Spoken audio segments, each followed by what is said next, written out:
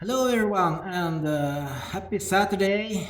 This is your Swedish Viking in Arizona, Henrik Engman, and I have my aluminum hat on. That means it's gonna be some sheet metal shaping and tool talk. So I thought we're gonna talk a little bit about the bead roller and how to use it and what to do.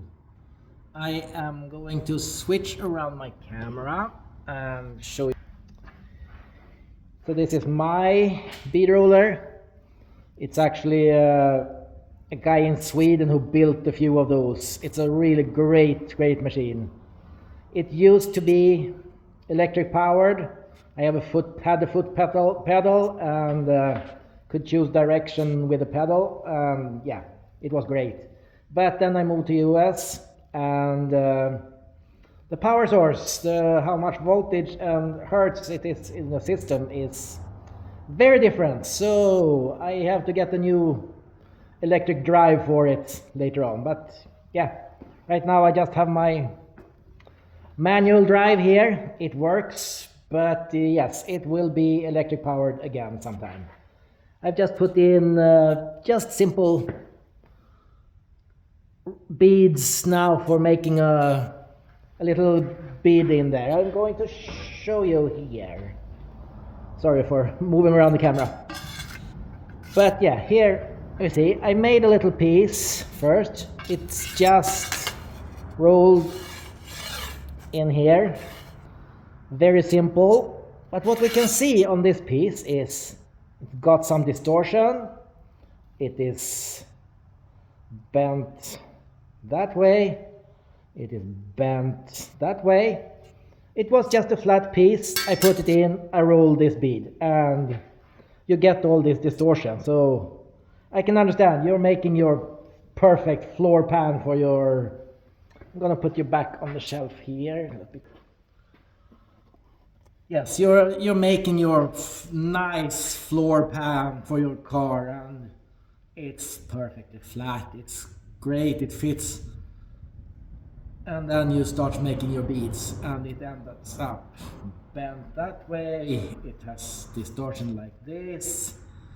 And you're like, what did I do to my panel? And trying to get all those things.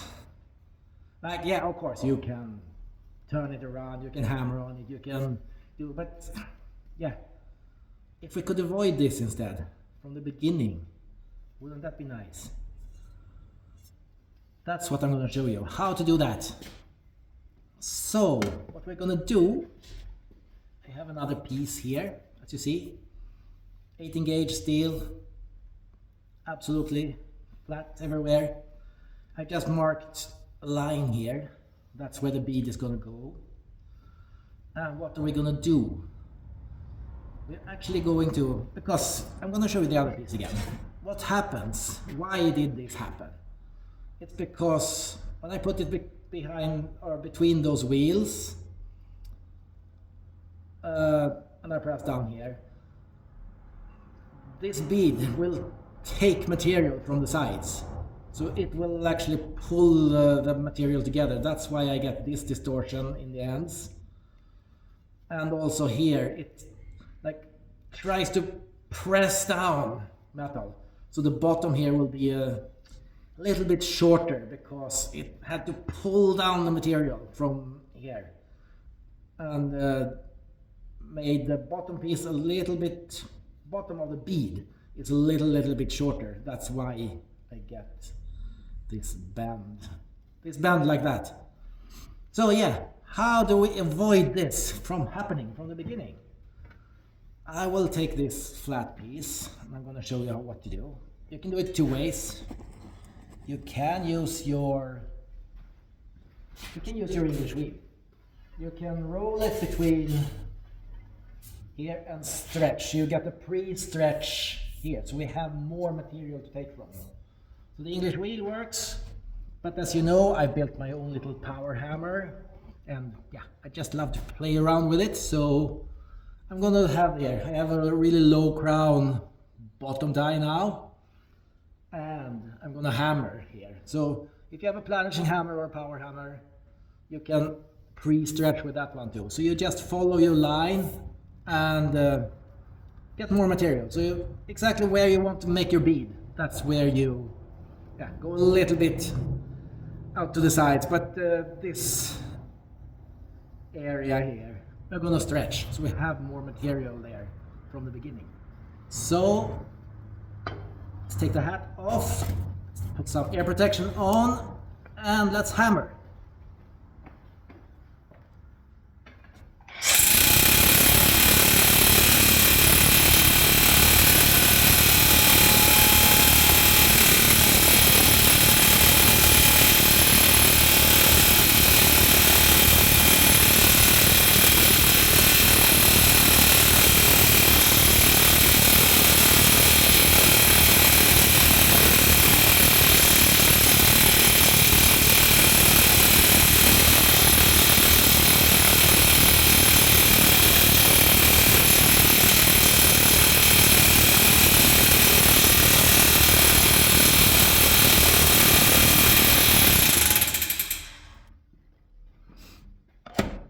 Here we go.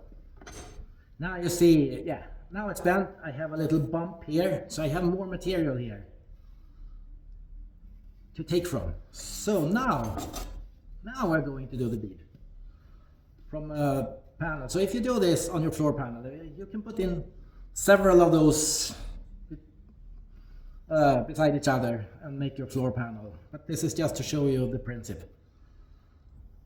And so now I'm going to make this bead just as on the other panel. Let's show my little bead roller and let's put the piece in, put some pressure on the rollers, and let's roll.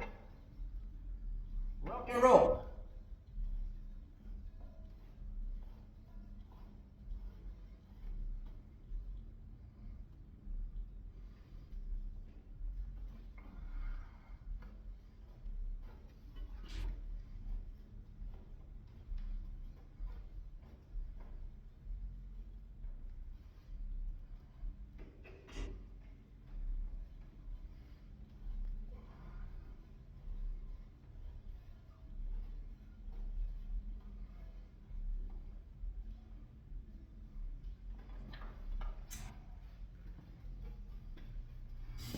And look at this.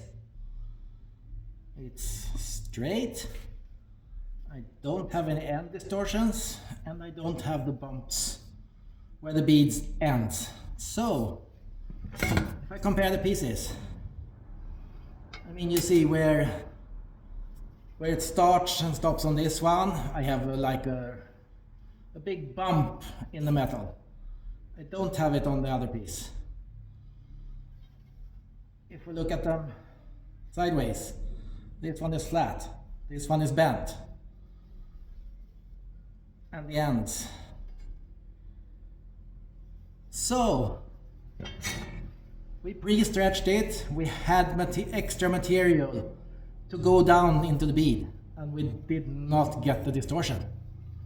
So that's an easy way to make it keep the shape that you wanted. And if you have a bigger floor panel, I mean, if you start getting that one so it doesn't fit anymore and you want to make breaks on it in the end and stop, things like that, it's just irritating when it doesn't work. But with this one, just do some pre-stretching and you will have flat, nice panels that just fits in to your project, if it's a car or whatever it is. So I hope this can be a useful tip, and please follow my or subscribe to my YouTube channel, Henrik Engman, at Henrik Engman, and we'll get more and more videos in and more tips and trying to explain what happens in the metal when you do something. Have a great night and have fun in your garages. Goodbye.